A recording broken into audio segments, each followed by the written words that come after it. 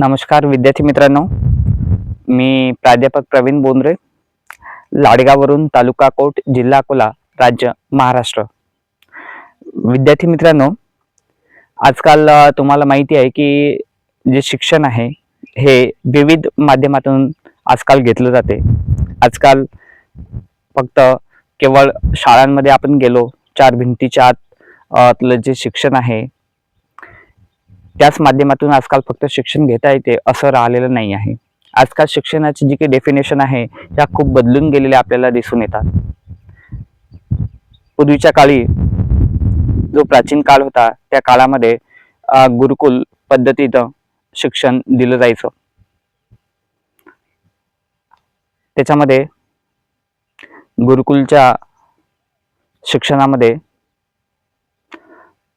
आश्रम वगैरे असायचे किंवा गुरुकुल असायचं. त्याच्यामध्ये निसर्गाच्या सानिध्यात छानपैकी विद्यार्थ्यांना शिक्षण दिलं जायचं. आता जसा जसा काळ पुढे लोटला गेला, जसा जसा समाज आधुनिक होत गेला, तर आता विविध शाळा निर्माण झाल्या विविध ठिकाणी आणि समाजातील विविध विद्यार्थ्यांना या चार भिंतीच्या आतले शिक्षण आजकाल दिलं जाते. जर शिक्षण क्षेत्राचा जर तुम्ही अभ्यास केला सुरुवातपासून, तर खूप सगळे बदल तुम्हाला पाहायला मिळणार आहेत.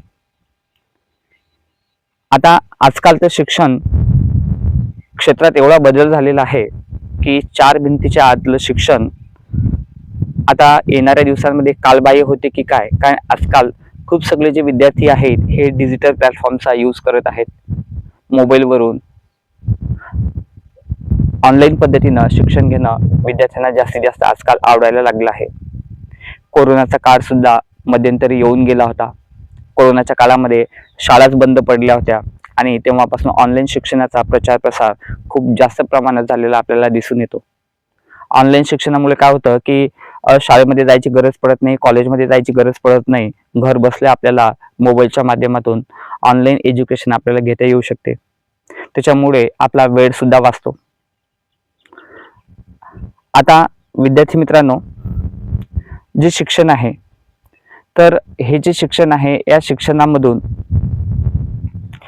ऑनलाईन शिक्षणामधून आपल्याला फायदा काय मिळतो की आपल्या एरियामध्ये जे कुठल्या प्रकारचे कोर्सेस नसतील तर हे कोर्सेस आपण विविध ठिकाणावरून ऑनलाईन पद्धतीनं आपण शिकू शकतो. ऑनलाईन पद्धतीनं आपल्याला हे जे कोर्सेस आहेत आपल्याला करता येतात. आता याच्या आधी आपल्या इथं ज्या विद्यार्थ्यांचं शिक्षण हे मध्यात थांबलेलं होतं अशा विद्यार्थ्यांसाठी इथं आपल्या इथं YCM होतं, यशवंतराव चव्हाण मुक्त विद्यापीठ आहे. त्यानंतर आपल्या भारतामध्ये इग्नू ही संस्था आपल्याला पाहायला मिळते, जी मुक्त विद्यापीठ आहे आणि सर्वात मोठं विद्यापीठ आहे भारतामधलं.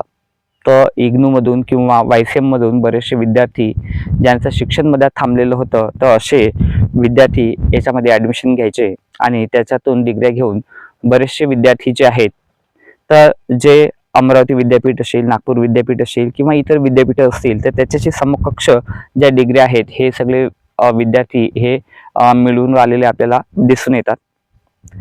आणि आता विद्यार्थी मित्रांनो, मला हे सांगायचं आहे की आपण ज्या काही विविध विद्यापीठातून ज्या काही विविध प्रकारच्या आपण डिग्र्या प्राप्त करतो, जे विविध प्रकारचं आपण शिक्षण घेतो, तर या शिक्षणाचा जो उपयोग आहे तर हा शिक्षणाचा उपयोग खरं तर कसा झाला पाहिजे, या शिक्षणाच्या उपयोगामधून आता आपल्या इकडे समाजामध्ये जे लोक आहेत आपल्या घरच्यांना काय सांगतात की आपण शिक्षण घेतल्यानंतर आपण नोकरी केली पाहिजे,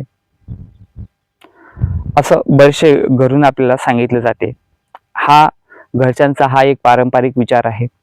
घरच्यांना असं वाटते की आपले जे मुलं आहेत हे यांनी शिक्षण घेतलं आहे आणि शिक्षण घेतल्यामुळे हे आता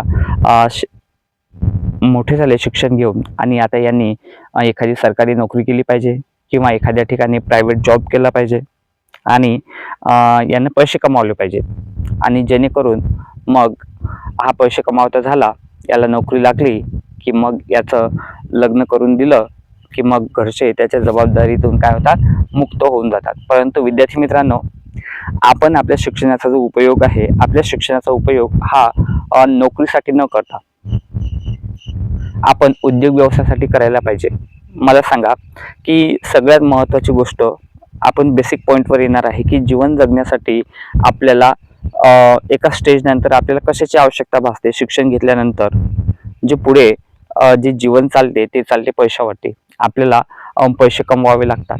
मग पैसे कमवण्याची जी माध्यमं ही वेगवेगळ्या प्रकारची असू शकतात.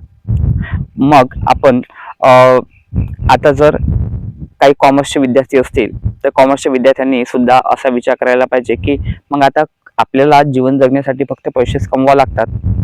पैसे कमावणं आवश्यक आहेत, कारण पैशातूनच आपल्याला विविध गोष्टी समाजामध्ये प्राप्त होतील किंवा खरेदी करता येणार आहेत. पैसा अतिशय महत्त्वाचा आहे. मग आता पैशासाठी आपण नोकरीच केली पाहिजे का?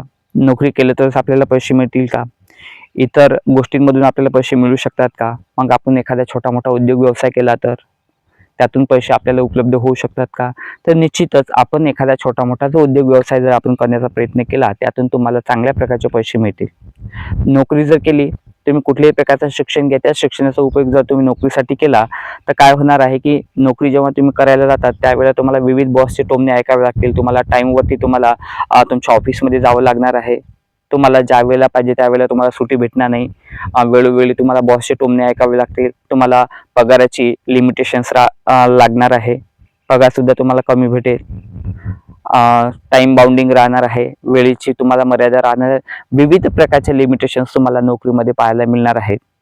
आणि विद्यार्थी मित्रांनो, समाजातील युवकांना मी सांगू इच्छित आहे की जर आपण एखादा छोटा मोठा जर आपण उद्योग व्यवसाय स्थापन करण्याचा जर आपण प्रयत्न केला आणि हळूहळू आपण त्याला काय करू शकतो, आपण त्याला मोठं करू शकतो. आणि मग त्याच्यानंतर आपण हा जो उद्योग व्यवसाय आहे याला जर आपण मोठं केलं तर काय होणार आहे की आपण सुरुवातीला आपण 10 जणांना रोजगार उपलब्ध करून देऊ शकतो. त्यानंतर आपण 100 जणांना रोजगार उपलब्ध करून देऊ शकतो. त्यानंतर 1 लाख लोकांना आपण रोजगार उपलब्ध करून देऊ शकतो. आणि हळूहळू हळूहळू आपण एक मोठा उद्योजक आपण बनू शकतो. आता उद्योग व्यावसायिक बनल्यामुळे काय होते की आपण आपलं स्वतःच पोट भरणार नाही आहे तर आपण इतरांचं सुद्धा पोट भरू शकतो. इतरांना सुद्धा आपण कामावरती ठेवू शकतो. इतरांना सुद्धा आपण रोजगार उपलब्ध करून देऊ शकतो. त्यामुळे शिक्षणाचा खरा फायदा त्याच वेळेला आहे ज्या वेळेला आपण नोकरी न करता कुठल्याच प्रकारची आपण स्वतःचा छोटा मोठा उद्योग व्यवसाय केला पाहिजे. मग तो कुठल्याही प्रकारचा असू द्या. उद्योगाच्या घरी रिद्धी सिद्धी पाणी भरी आपण आपला उद्योग व्यवसाय केला पाहिजे. आणि आपण कोणाची गुलामी आपण स्वीकारली नाही पाहिजे. छत्रपती शिवाजी महाराजांनी सुद्धा सांगितलं की छोटासा स्वतःचं राज्य असलं तरी चालेल, परंतु ते स्वतःच असलं पाहिजे. तसंच मग आपला जो उद्योग व्यवसाय आहे हा छोटासा असला तरी चालेल, पण तो आपला स्वतःचा असला पाहिजे आणि आपण त्याचा मालक असलं पाहिजे. विद्यार्थी मित्रांनो, आपल्या इथे लॉर्ड मॅकलो नावाचा जो इंग्रज ऑफिसर आला होता त्यानं आपल्या इथे शिक्षण पद्धती चालू केली आणि त्याने त्याच्या बापाला पत्र लिहिलं होतं की भारतामध्ये 1000 वर्षापर्यंत गुलामांच्या फौजा तयार होणार आहेत. आपल्या इथे जी काही शिक्षण पद्धती त्याने चालू केली तर त्या शिक्षण पद्धतीतून काय झालं की खूप सगळ्या वर्षापर्यंत आपले जे काही युवक आहेत हे शिकत गेले, डिग्र्या कमवत गेले, एज्युकेशन घेत गेले, परंतु ते सगळं कारकुनी पद्धतीचं शिक्षण असल्यामुळे कोणाच्याच हाताला पाहिजे तसा रोजगार प्राप्त झाला नाही आणि खूप सगळे लोक बेरोजगार आलेले आपल्याला दिसून येतात. खूप सगळे विद्यार्थी बेरोजगार आलेले आपल्याला दिसून येतात. तर त्यामुळे विद्यार्थी मित्रांनो, त्या लॉर्ड मॅकलोचं जे फोकस होतं कशावरती होतं की भारतामधले जे लोक आहेत यांना कारकुनी पद्धतीचं शिक्षण द्यायचं आणि या लोकांना नेहमी आर्थिक विवंचनेमध्ये ठेवलं पाहिजे. जे लोक आर्थिक विवंचनेमध्ये राहतात तेच लोक गुलामगिरीत राहतात. त्यामुळे त्यांनी तशा प्रकारची जी शिक्षण व्यवस्था आपल्या भारतामध्ये डिझाईन केलेली आपल्याला दिसून येते. परंतु विद्यार्थी मित्रांनो, आता आपण जे कारकुनी पद्धतीचं शिक्षण न घेता आपण थोडंसं टेक्निकल एज्युकेशन घेतलं पाहिजे. कौशल्यावर आधारित आपण एज्युकेशन घेऊन आपल्या शिक्षणाचा फायदा नोकरीसाठी न करता आपण उद्योग व्यवसायासाठी आपण त्याचा उपयोग केला पाहिजे.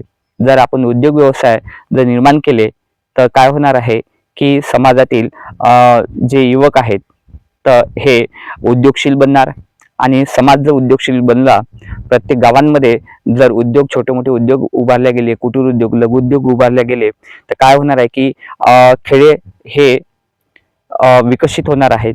खेडे जर विकसित झाले तर हळूहळू पूर्ण भारत आपला विकसित होणार आहे. कारण अर्थव्यवस्था ही महत्वाची असते. भारताची अर्थव्यवस्था ही कशी सुधारणार आहे, तर विद्यार्थी मित्रांनो तुम्हाला सांगतो की भारतात जास्तीत जास्त लोक हे खेड्यात राहतात आणि खेड्यातले जे तरुण आहेत, जे विद्यार्थी आहेत, यांनी आपल्या शिक्षणाचा उपयोग छोट्या मोठ्या उद्योग व्यवसायासाठी केला पाहिजे आणि नोकऱ्यांसाठी त्यांनी आपल्या शिक्षणाचा उपयोग बिलकुल केला नाही पाहिजे. जर त्यांनी छोटा मोठा उद्योग व्यवसाय केला तर ते 5 लोकांना, 10 लोकांना, 100 लोकांना, 1000 लोकांना, 1,00,000 लोकांना काय करू शकतात की स्वतःचं पोट तर ते भरतीलच, पण इतरांना सुद्धा ते त्यांचं पोट भरण्यासाठी इतरांना सुद्धा रोजगार उपलब्ध करून देऊ शकतात. त्यांच्या शिक्षणाचा उपयोग ग्रामीण भागातील युवकांनी सुद्धा त्यांच्या शिक्षणाचा उपयोग छोटे मोठे उद्योग व्यवसाय करण्यासाठी केला पाहिजे. आपल्या घरी विशेषतः मराठी लोकांमध्ये घरी आपल्याला सांगितलं जाते की आपण उद्योग व्यवसाय केला पाहिजे. तर असं जर सांगत असतील तर ते चांगलंच आहे, परंतु बरेच ठिकाणी विद्यार्थी मित्रांनो आपल्या मराठी लोकांमध्ये जास्तीत जास्त सांगितलं जाते घरी की आपण शिकलो तर आपण एक नोकरी केली पाहिजे. नोकरी केली की काय होणार आहे की फिक्स पेमेंट भेटते, त्याला तो सरकारचा जावई होऊन बसतो आणि मग त्याला नोकरी लागली की त्याला समाजामध्ये एक चांगलं स्थान प्राप्त होते. आता आजकाल लोकांचा जो दृष्टिकोन आहे नोकरीकडे पाहण्याचा, कारण त्याला फिक्स पेमेंट भेटते म्हणून त्यांना नोकरी केली पाहिजे असा आहे. परंतु नोकरीमध्ये मी तुम्हाला सांगितलं की नोकरीमध्ये कुठले कुठले ड्रॉबॅक आहेत. तर नोकरीमध्ये ड्रॉबॅक जे आहेत तर तुम्हाला वेळेची मर्यादा आहे, तुम्हाला पगाराची मर्यादा आहे, त्याच्यानंतर तुम्हाला अधिक काय आहे त्याच्यामध्ये, तर तुम्हाला मनाप्रमाणे तुम्हाला डिसिजन्स घेता येणार नाही आहे. तर ह्या सगळ्या लिमिटेशन्स ज्या आहेत ह्या नोकरीमध्ये लागतात. परंतु आपल्या मराठी लोकांमध्ये जास्तीत जास्त सांगितलं जाते की आपण नोकरी केली पाहिजे. आपण मराठी लोकांमध्ये जर एखादा कोणी उद्योग व्यवसाय करत असेल आणि त्याचा उद्योग व्यवसाय कदाचित एक दोनदा बुडाला असेल काही कारणास्तव, तर आपल्या मराठी लोकांमध्ये त्याला जास्तीत जास्त पाठबळ दिलं जात नाही. बरेचदा त्याचं खच्चीकरण केलं जाते, पण असं न करता त्याला जास्तीत जास्त काय केलं पाहिजे, त्याला मोटिवेट केलं पाहिजे, त्याला पाठबळ दिलं पाहिजे की तू अधिक चांगल्या पद्धतीनं उद्योग व्यवसाय करू शकतो. तर मराठी लोकांनी सुद्धा आपल्या मराठी समाजातील जे युवक आहेत, विद्यार्थी आहेत, तर त्यांना उद्योगधंद्याच्या दृष्टिकोनातून त्यांना प्रेरित केलं पाहिजे. त्यांना छोटे मोठे उद्योग व्यवसाय करायला लावले पाहिजेत. तुम्हाला आजूबाजूने जर तुम्ही पाहिलं तर संपूर्ण शहरांमध्ये जे मोठी मोठी शहरं आहेत तर त्याच्यामध्ये जे मार्केट आहे तर मार्केटमधले जर तुम्ही दुकानं चेक केले तर त्याच्यामध्ये सिंधी, मारवाडी, गुजराती, राजस्थानी लोकांचे आपल्याला उद्योग व्यवसाय पाहायला मिळतात. काही मॉमेडियन वर्गांनी काय केलं आहे की त्यांना कन्स्ट्रक्शन फील्ड आहे, फ्रूटची फील्ड आहे फळांची, तर ह्या सगळ्या फील्ड त्यांनी कव्हर केलेल्या आपल्याला दिसून येतात. म्हणजे इतर समाजातले लोक हे उद्योग व्यवसाय करून आलेले आहेत आणि आपल्या मराठी समाजातले जे युवक आहेत हे नोकऱ्यांच्या नांदी जास्त लागलेले आहेत. आणि आपल्या घरी सुद्धा सांगितलं जाते की नोकरी केली की आता तुझं जमलं. परंतु विद्यार्थी मित्रांनो, नोकरीचा जो दृष्टिकोन आहे हा बाजूला टाकून द्यायचा. नोकरी म्हणजे एक संकुचित विचार आहे. आपण ब्रॉड माइंडने आपण विचार केला पाहिजे आणि एखादा छोटा मोठा जो उद्योग आहे हा आपण स्टार्टअप केला पाहिजे. आणि हळूहळू कोणी जर उद्योग व्यवसाय चालू केला तर हळूहळू त्याला काय करू शकतो, तो डेव्हलप करू शकतो. कोणीही एकदम अंबानी किंवा टाटा बिर्ला बनत नाही आहे. तर हळूहळू उद्योग व्यवसाय जसा जसा डेव्हलप होत जाईल तसं त्याचा जो टर्नओव्हर आहे हा मोठा होत जातो आणि जास्तीत जास्त लोकांना आपण त्याच्या माध्यमातून आपण रोजगार उपलब्ध करून देऊ शकतो. विद्यार्थी मित्रांनो, शिक्षण जे आहे तर आजकाल शिक्षण जे आहे तर केवळ कारकुनी पद्धतीचं शिक्षण न घेता आपण टेक्निकल एज्युकेशन घेऊन त्या टेक्निकल एज्युकेशनचा फायदा हा उद्योग व्यवसायासाठी आपण केला पाहिजे. आणि अशा पद्धतीनं आपण एक मोठा दृष्टिकोन आपण ठेवला पाहिजे, एक मोठं स्वप्न आपण आपल्या समोर ठेवलं पाहिजे आणि उद्योग व्यवसाय आपण केले पाहिजेत. तर विद्यार्थी मित्रांनो, आजपासून तुम्ही घरी गेल्यानंतर काय करायचं की एका नोटबुकच्या पेजवरती त्याचे 2 पार्ट करायचे. एका साईडला लिहायचं नोकरी, दुसऱ्या साईडला लिहायचं उद्योग. आणि नोकरी केली तर तुम्हाला कुठल्या कुठल्या प्रकारचे फायदे मिळतात आणि कुठल्या कुठल्या प्रकारचे तोटे मिळतात. आणि उद्योग केला, व्यवसाय केला तर तुम्हाला कुठल्या कुठल्या प्रकारचे फायदे मिळतात आणि कुठल्या कुठल्या प्रकारचे तोटे मिळतात, या दोघांचाही तुम्ही कंपॅरिझन करा, तुलना करा आणि त्यानंतर मग तुमच्या असं लक्षात येणार आहे की उद्योग केला तर आपल्याला जास्तीत जास्त फायदे प्राप्त होऊ शकतात. उद्योगामध्ये जरी थोडीफार रिस्क असेल, जोखीम असेल, तरी जेवढी जास्त रिस्क तेवढा मोठा नफा, तेवढा मोठा प्रॉफिट, असं एक अर्थशास्त्राचं सूत्र आहे. तर विद्यार्थी मित्रांनो, आपल्या मराठी लोकांनी विशेषतः जोखीम उचलायला शिकलं पाहिजे. जे लोक जोखीम उचलतात त्यांना नफा सुद्धा हा जास्तीत जास्त प्रमाणामध्ये प्राप्त होत असतो.